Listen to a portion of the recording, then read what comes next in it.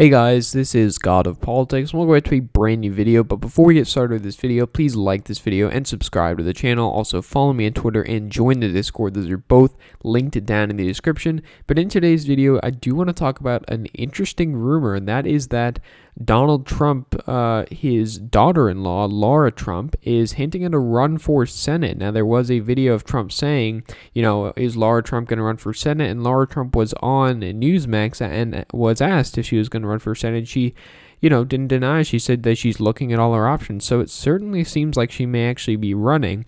It does say here as a quote, "I didn't exactly prepare for this, but I was walking by and I heard everyone screaming," Trump said, from the lecterns to furious applause. "I want to thank Lara, who has been so incredible, and I don't know, are you running for the Senate? I hear she's going to run for Senate." That was said at Mar-a-Lago at some private fundraiser event. And, of course, North Carolina is a state where you have a retiring incumbent, Richard Burr. He was one of the people involved in the insider trading scandals a couple, months ago, almost a year ago now. And he was also one of the senators to impeach President Trump, or to vote to convict President Trump, in his second impeachment trial. And now we've got Lara Trump, who is 38 years old, from North Carolina. I don't think she lives in North Carolina, but she is from North Carolina. And she hasn't declared herself yet, but it does say she has not been shy about fueling speculation. She said, "I could think of nothing greater than to represent the people of my home state," she said in a podcast interview in December. And, of course, Burr, as I said, was one of the 7 GOP senators who voted in favor of impeaching Trump on charges of inciting a January 6th insurrection of the Capitol, which left at least 5 dead.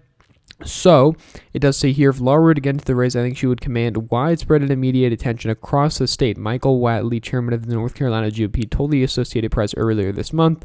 South Carolina Senator Lindsey Graham has also said Lara Trump would be a shoo-in for the nomination if she wanted it. I do agree with Lindsey Graham there. If Lara Trump wanted the nomination, I can't really see much of a scenario where she would lose it. I mean, really, who's going to beat her? Mark Walker's going to beat her? I mean, sure, Mark Walker has had a lot of endorsements. He's had James Langford, Tim Scott, Madison Cawthorn, that is an important one there. He's had Mike Huckabee. He's had a lot of other officials as well, state officials, local officials, governors, U.S. representatives, etc. And that list I do expect to expand. That's quite an interesting thing to see. So, Mark Walker, of course, was a former representative, and when you had the redistricting that happened because of a court struck down the old map, Mark Walker lost his seat, but now he's running for Senate. You've also got the possibility of Pat McCrory running for the Senate. He was the governor, elected in 2012, lost to Roy Cooper in 2016, very, very narrow, but he did lose in 2016.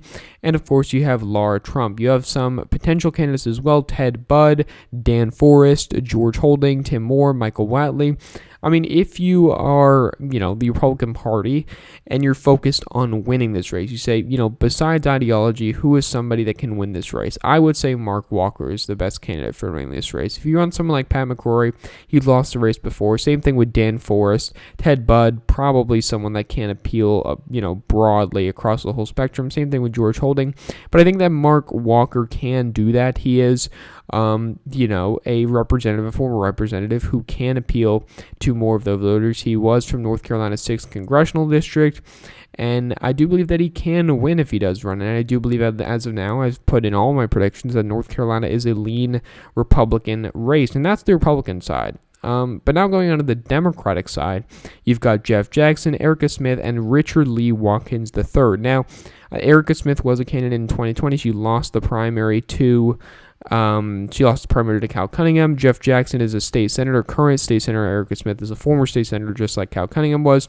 You've got a lot of other candidates here. And one notable thing is that Roy Cooper declined to run. Now, what is the reason that Roy Cooper has declined to run? Well, it is simple. It's 2 words, and that is Mark Robinson. Those are the 2 words. Mark Robinson, who is the North Carolina lieutenant governor. He won in 2020 for the North Carolina lieutenant gubernatorial race, and he is now the lieutenant governor. So if Roy Cooper were to run for Senate, and if he were to win, Mark Robinson would take over as the governor. So Roy Cooper did say here in a quote, he said, "I've promised the people 4 years as governor, and that's what I want to do."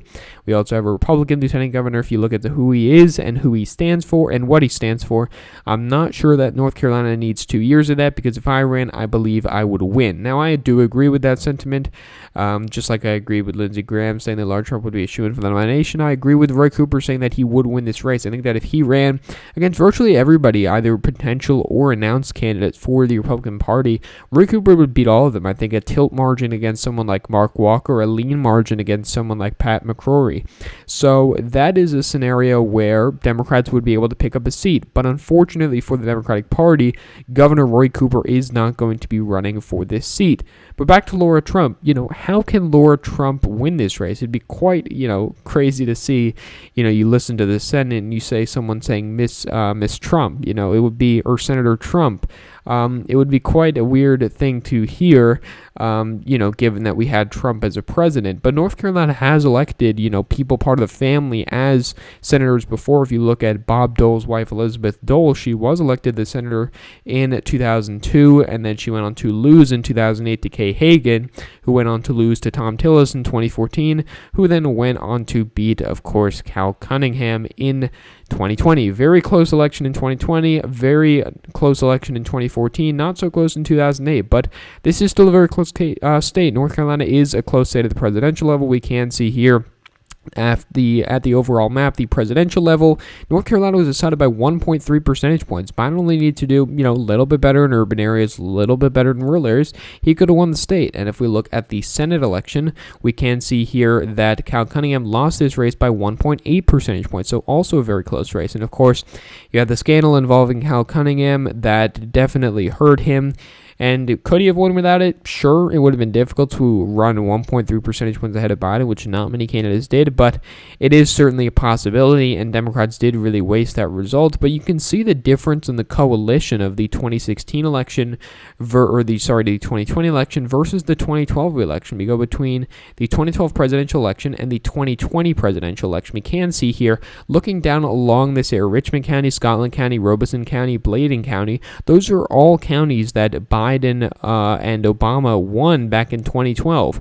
And these are areas that are trended away from the Democratic Party, just like virtually all of the rural areas, even the areas in northeastern California, North Carolina, which are majority black. And if you look at some of the areas, sure, many areas have trended towards the Democratic Party. Obama only got 60.8 percentage points in Mecklenburg County.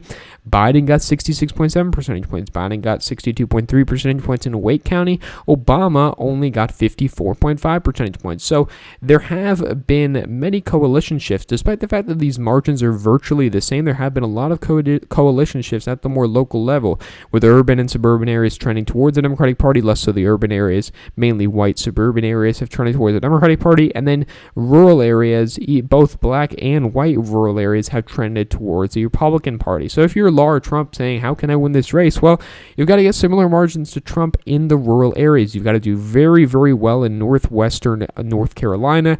You've got to do well in the southeastern area of North Carolina, capitalizing on the recent trends that we've seen, and you've got to limit the margins that the Democratic candidate gets in the urban areas. Now, I don't think Lara Trump would be the best candidate, to be honest. Many people say, oh, she's Trump, North Carolina likes Trump, so Lara Trump will win. Well, is Lara Trump going to have the same rural appeal that Trump had? Is she going to be a populist in the same way that Trump was? Is she going to pursue the same policies that Trump did? And how can she convince those voters to get out in a midterm, voters that are generally low propensity voters?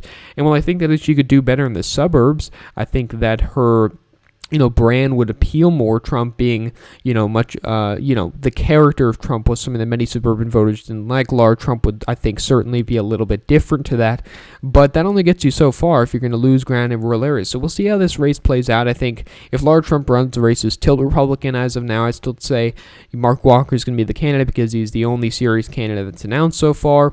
Of course, the only candidate that's announced at all. So I rate that race as lean Republican as of now. For a Cooper ran, tilt to lean Democrat. Currently, it is lean Republican, though. This could be a good pickup opportunity for Democrats, though, if they can play their cards right. But as of now, I would not be so confident of that. So, thank you all for watching this video. Please like this video and subscribe to the channel. Also, follow me on Twitter and join the Discord. Those are both linked down in the description. But again, guys, thank you all for watching this video, and I will see you guys later.